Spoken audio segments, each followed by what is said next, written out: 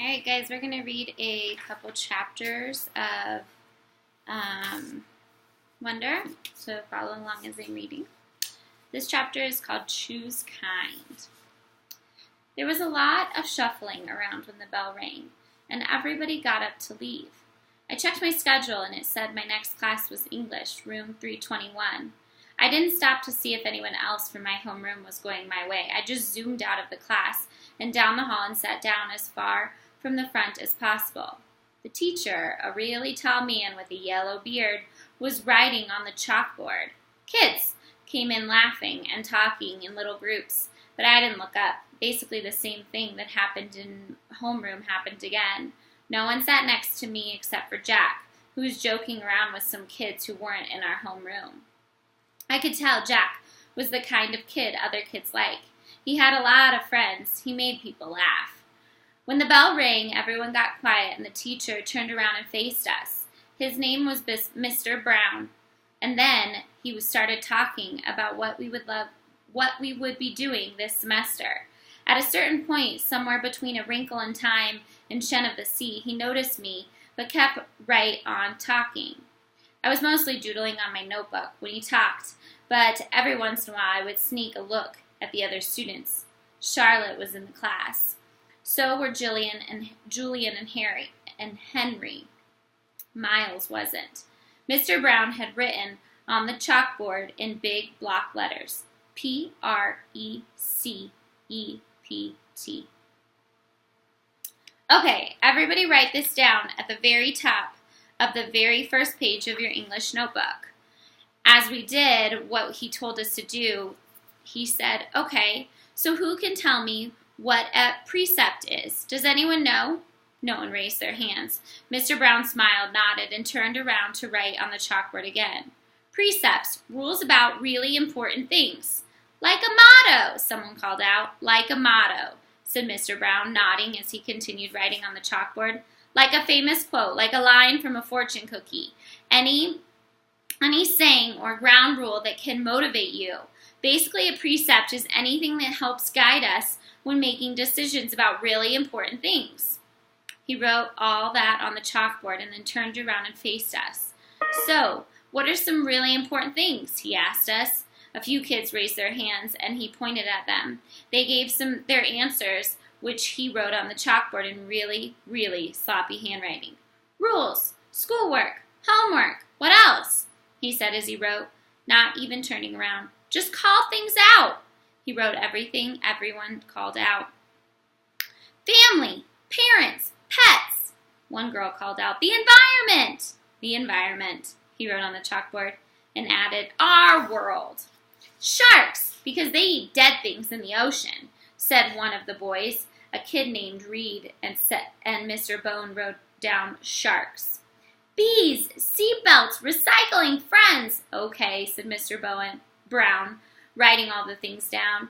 He turned around when he finished writing to face us again, but no one named the most important thing of all. We all looked at him out of some ideas. God? Said one kid, and I could tell that even though Mr. Brown wrote God down, that wasn't the answer he was looking for. Without saying anything else, he wrote down who we are. Who we are, he said, underlining each word as he said it. Who we are, us, right? What kind of people are we? What kind of person are you? Isn't that the most important thing of all? Isn't that the kind of question we should be asking ourselves all the time? What kind of person am I? Did anyone happen to notice the plaque next to the door of the school? Anyone read what it says? Anyone? He looked around, but no one knew the answer. It says, know thyself, he said, smiling and nodding, and learning who you are is what we are here to do.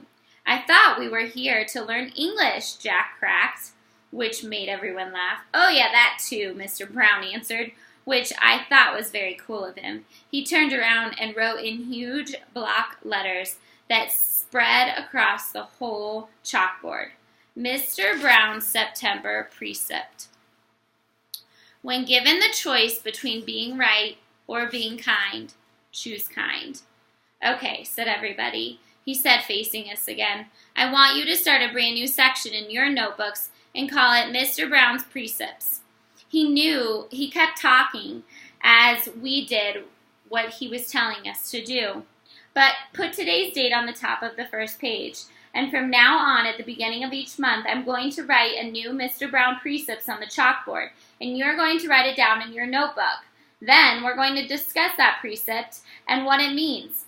At the end of the month, you're going to write an essay about it, about what it means to you. So by the end of the year, you'll have your list of precepts, of your own precepts, to take away with you. Over the summer, I will ask all my students to come up with their very own personal precept, write it on a postcard, and mail it to me from wherever you go on your summer vacation." "People really do that?" said one girl whose name I didn't know. "Oh yeah," he answered. "People really do that. I've had students send me new precepts years after they graduated from this school, actually. It's pretty amazing." He paused and stroked his beard. "But anyway, next summer seems like a long way off. I know," he joked, which made us laugh. "So everybody relax a bit while I take attendance, and then when we're finished with that, I'll start telling you about all the fun stuff we're going to do this year in English." He pointed to Jack when he said this, which was also funny, so we all laughed at that. As I wrote down Mr. Brown's September precept, I suddenly realized that I was going to like school, no matter what. All right, this would be a good time to pause, guys. So just hit the pause button so that you can answer a question about that chapter. And then we're going to move on to lunch, the next chapter. So go ahead and pause it, and then I'll pick up. All right, this chapter is titled Lunch. Lunch. Via had warned me about lunch in middle school, so I guess I should have known it would be hard. I just hadn't expected it to be this hard. Basically, all the kids from 5th grade classes poured into the cafeteria at the same time, talking loudly and bumping into one another while they ran to different tables. One of the lunchroom teachers said something about no saving seats allowed, but I didn't know what she meant, and maybe no one else did either, because just about everybody was saving seats for their friends. I tried to sit down at one table, but the kid in the next chair said, "Oh, sorry, but somebody else is sitting here." So I moved to the empty table, just waited for everyone to finish stampeding and the lunchroom teacher to tell us what to do next. As she started telling us the cafeteria rules, I looked around to see where Jack Will was sitting, but I didn't see him on my side of the room. Kids were still coming in as the teacher started calling the first few tables to get their trays and stand in the line at the counter. Julian, Henry, and Miles were sitting at the table toward the back of the room. Mom had packed me a cheese sandwich, graham crackers, a juice box, so I didn't need to stand in the line when my table was called. Instead, I just concentrated on opening my backpack, pulling out my lunch bag, and slowly opening the aluminum foil wrapping of my sandwich. I could tell I was being stared at without even looking up. I knew that people were nudging each other, watching me out of the corners of their eyes. I thought I was used to these kinds of stares by now, but I guess I wasn't. There was one table of girls that I knew were whispering about me because they were talking behind their hands. Their eyes and whispers kept bouncing over to me. I hate the way I eat. I know how weird it looks. I had surgery to fix my cleft palate when I was a baby, and then a second cleft surgery when I was 4, but I still had a hole in the roof of my mouth. And even though I had jaw alignment surgery a few years ago, I had to chew my food in the front of my mouth. I didn't even realize how I looked until I was at a birthday party once, and one of the kids told the mom of the birthday boy he didn't want to sit next to me because I was too messy with all the food crumbs shouting out of my mouth. I know the kid wasn't trying to be mean, but he got in big trouble later, and his mom called my mom that night to apologize. When I got home from the party, I went to the bathroom mirror and started eating a saltine cracker to see what I looked like when I was chewing. The kid was right. I looked like a tortoise. If you've ever seen a tortoise eating, like some prehistoric swamp thing. All right, pause there. We're going to read one more chapter. You're going to answer a couple of questions. Actually, we have a couple more chapters, but you're going to answer a couple questions. All right, the next chapter, the summer table. Hey, is this seat taken? I looked up, and the girl I never saw before was standing across from my table with my lunch tray full of food. She had a long, wavy hair and wore a brown t-shirt with a purple peace sign on it. No, I said. She put her lunch tray on the table, plopped her backpack on the floor, and sat down across from me. She started to eat the mac and cheese on her plate. She said after swallowing the first bite, I should have brought a sandwich like you did. Yeah, I said, nodding. My name is Summer, by the way. What's yours? August. Cool, she said. Summer. Another girl came over to the table carrying a tray. Why are you sitting here? Come back to the table. It was too crowded, Summer answered. Come sit here. There's more room.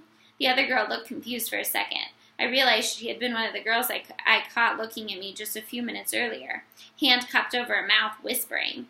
I guess Summer had been one of those girls at the table, too. Never mind, the girl said, leaving. Summer looked at me, shrugged, smiled, and took another bite of her mac and cheese. Hey, our names kind of match, she said as she chewed. I guess she could tell I didn't know what she meant. Summer, August, she said, smiling, her eyes wide open as she waited for me to get it. Oh, yeah, I said after a second. We can make this the summer-only lunch table, she said. Only kids with summer names can sit here. Let's see. Is there anyone here named June or July? There's a Maya, I said. Technically, May is in spring, Summer answered. But if she wanted to sit here, we could make an exception, she said, it as if she actually thought the whole thing through. There's Julian. That's like the name Julia, which comes from July. I didn't say anything. There's a kid named Reed in my English class, I said. Yeah, I know Reed. But how is Reed a summer name, she said. I don't know, I shrugged. I just picture like a reed of grass being a summer thing. Yeah, okay, she nodded, pulling her notebook. And Mrs. Pet Soda could sit here too. That kind of sounds like the word petal, which I think is a summer thing too. I have her for homeroom, I said. I have her for math, she answered, making a face. She started writing the list of names on the second to last page of her notebook. So who else? She said. By the end of lunch, we came up with a whole list of names of kids and teachers who could sit at the table if they wanted. Most of the names weren't actually summer names, but they were names that had some kind of connection to summer. I even found a way of making Jack Will's name by pointing out that you could turn his name into a sentence about summer, like, Jack will go to the beach, which Summer agreed worked fine. But if someone doesn't have a summer name and wants to sit with us, she said very seriously, we'll still let them sit. We'll still let them if they're nice, okay? Okay, I nodded. Even if it's a winter name. Cool beans, she answered, giving me the thumbs up. Summer looked like her name. She had a tan, and her eyes were green like a leaf. All right, stop there and go ahead and answer your questions. You can pause.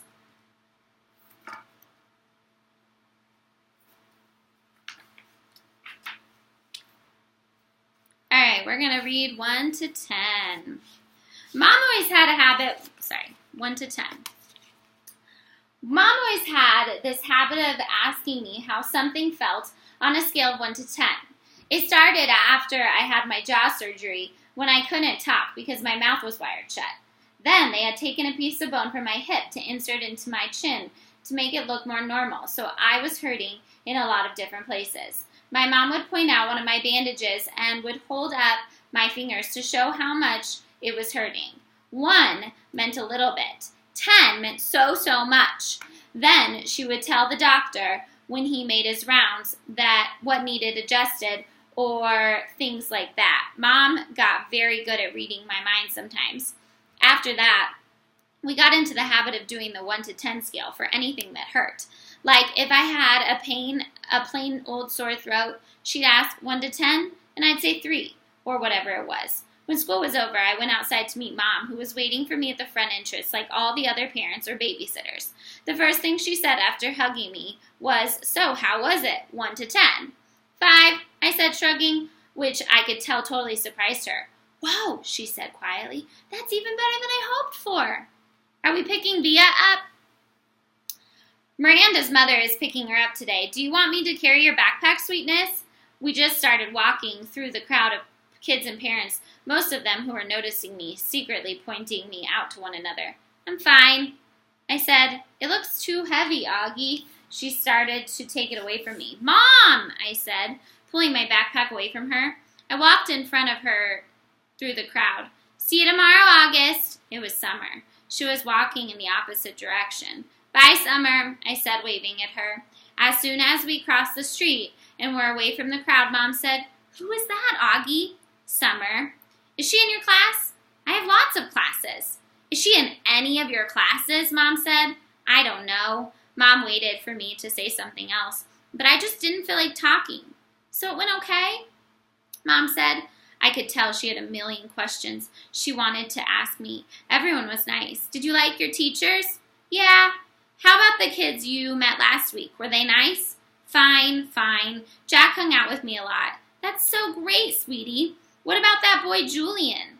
I thought about the Darth Sidious comment, by how it felt like that had happened 100 years ago. He was okay, I said. And the blonde girl? What was her name? Charlotte. Mom. I said everyone was nice already, okay? Okay, Mom answered. I honestly don't know why I was kind of mad at Mom, but I was. We crossed Amherst Avenue, and she didn't say anything else until we turned onto our block. So, Mom said, how did you meet Summer if she wasn't in any of your classes? We sat together at lunch, I said. I had started kicking a rock between my feet like it was a soccer ball, chasing it back and forth across the sidewalk. She seems very nice. Yeah, she is. She's very pretty, Mom said. Yeah, I know, I answered. We're kind of like Beauty and the Beast. I didn't want to see Mom's reaction. I just started running down the sidewalk after the rock, which I had kicked as hard as I could in front of me. All right, go ahead and pause there too. We're going to read one more chapter.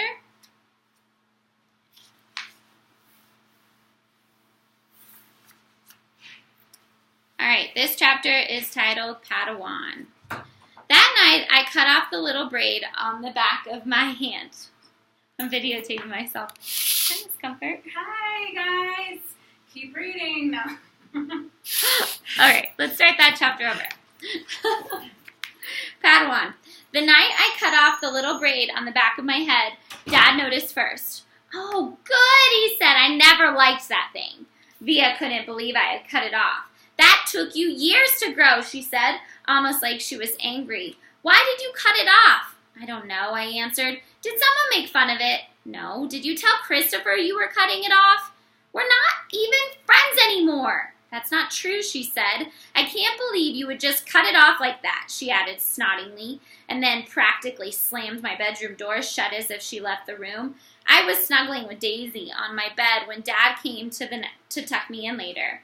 He scooched Daisy over gently and laid down next to me on the blanket. So, Augie Doggy, he said, it was really an okay day. He got that from the old cartoon about the Dachshund named Augie Doggy.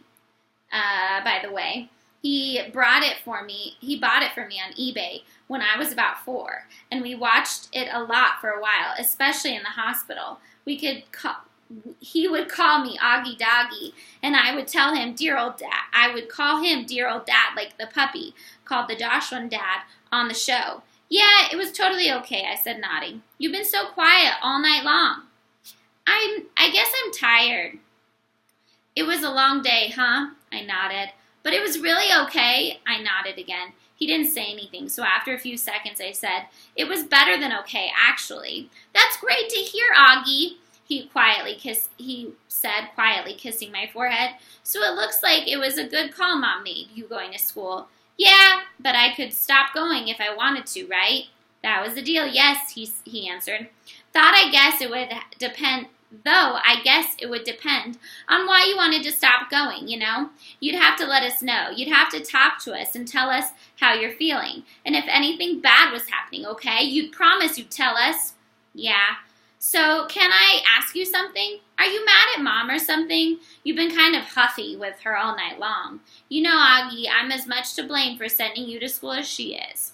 No, she's more to blame. It was her idea. Mom knocked on the door just then and peeked her head into my room. Just wanted to say goodnight, she said. She kind of looked shy for a second. Hi, Mama, Dad said, picking up my hand and waving it at her. I heard you cut off your braid, Mom said, sitting down at the edge of the bed next to Daisy. It's not a big deal, I answered quickly. I didn't say it was, said Mom. Why don't you put Augie to bed tonight, Dad said to Mom, getting up. I've got some work to do anyway. Good night, my son. That was another part of the Augie-Doggy routine, though I wasn't in the mood to say good night, dear old Dad. I'm so proud of you, said Dad. And then he got up out of the bed. Mom and Dad had always taken turns putting me to bed. I know it was a little babyish of me to tell them to do that, but that's just how it was. Well, will you check in on Via? Mom said to Dad as she lay down next to me. He stopped by the door and turned around. What's wrong with Via? Nothing, said Mom, shrugging. At least that she would tell me, but first day of high school and all that. Said Dad, and then pointed his finger at me and winked. It's always something with you kids, isn't it? He said. Never a dull moment, said Mom. Never a dull moment, Dad repeated. Good night, guys. As soon as he closed the door, Mom pulled out the book she'd been reading to me for the last couple weeks. I was relieved because I really was afraid she'd want to talk. And I just didn't feel like doing that. But Mom didn't seem to want to talk either. She just flipped through the pages until she got to where we had left off. We were about halfway through The Hobbit. Stop, stop, shouted Thorn, said Mom, reading aloud. But it was too late. The excited dwarfs had wasted their arrows, and now the bows and Biron had given them were useless. They were a gloomy party that night. And the gloom gathered still deeper on them in the following days.